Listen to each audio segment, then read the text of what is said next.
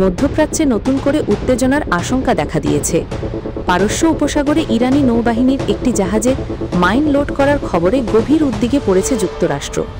মার্কিন গোয়েন্দা সূত্র জানায়, ইসরায়েলের হামলার জবাবে ইরান হরমুজ প্রণালী বন্ধের প্রস্তুতি নিচ্ছে। 13 জুন ইসরায়েল ইরানের বিভিন্ন স্থাপনায় ক্ষেপণাস্ত্র হামলা চালানোর পরপরই যুক্তরাষ্ট্র মাইন লোড করার তথ্য পায়।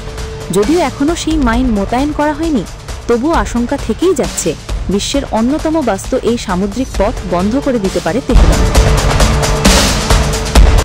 হরমুজ প্রণালী বন্ধ হলে শুধু মধ্যপ্রাচ্যে নয়, বিশ্বজুড়েই জ্বালানির সরবরাহ চেইনে মারাত্মক প্রভাব পড়বে। এর ফলে আন্তর্জাতিক বাজারে তেলের দাম হঠাৎ বেড়ে দেওয়ার আশঙ্কাও দেখা দিয়েছে। এদিকে ইরানে যুক্তরাষ্ট্রের হামলার পর দেশটির পার্লামেন্ট প্রণালী বন্ধের একটি প্রস্তাব সমর্থন করে। তবে চূড়ান্ত সিদ্ধান্ত নেবে ইরানের সর্বোচ্চ জাতীয় নিরাপত্তা পরিষদ। রয়টার্স জানিয়েছে, এখন পর্যন্ত জানা যায়নি মাইনগুলো প্রণালীতে মোতায়েন করা হয়েছে কিনা বা তা সরিয়ে ফেলা হয়েছে কিনা। যুক্তরাষ্ট্রের কর্মকর্তারা জানান, এই তথ্য তারা স্যাটেলাইট ও গোপন গোয়েন্দা উৎস থেকে পেয়েছেন। এ নিয়ে এখনও কোনো মন্তব্য করেনি পেন্টাগন কিংবা জাতিসংঘে ইরানি মিশন। তবে বিশ্লেষকরা বলছেন, সামান্য উত্তেজনাও এখানে বড় আকারের সংঘাতে রূপ নিতে পারে।